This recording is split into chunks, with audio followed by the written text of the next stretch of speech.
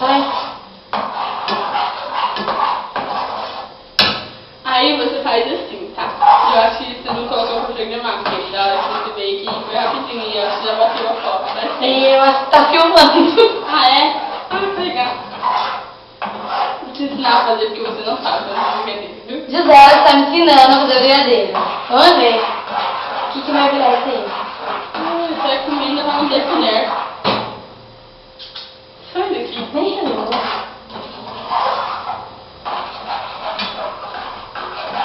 Vou guardando as coisas, ela usa Gosto. e não guarda. Uma faz, outra guarda no álcool. Ah, guarda lá, então. Oh! Quer jogar fora? Assim. Ah, eu deixei ele pra você lamber a tinta descondensada. Ah, tá começando a ficar quente. Deixa eu pegar uma coisa de madeira. Ah, lógico, tem alguém aqui pra pegar pra mim? Não, você tá com medo. Tá, Pega lá então o negócio de madeira pra mim. não, não vai jogar outra coisa. Tô brincando, nem tem, eu acho. Mas peraí. Coisa de madeira não tem. Colher. Por que você falou que eu não pegar pra mim? Não quer? Quer. Ah, vou mexer, que daí vou dar na sua cabeça daí. Mais boba da floresta.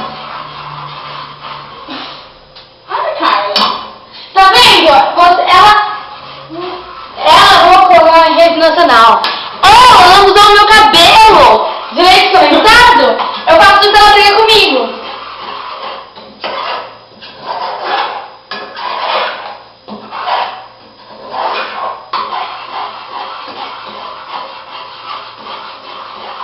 Tá vendo? Isso aí não vai virar nada. Mas tudo bem. Quando você ainda pra lamber a colher. Que é um prato, né?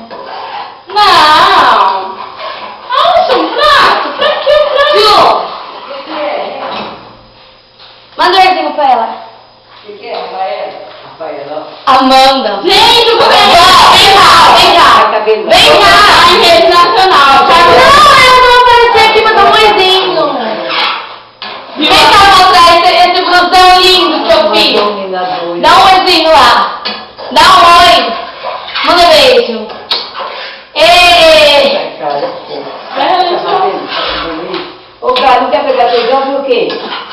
Liga pra mim, querido. Cortaram um fio. Para! Para!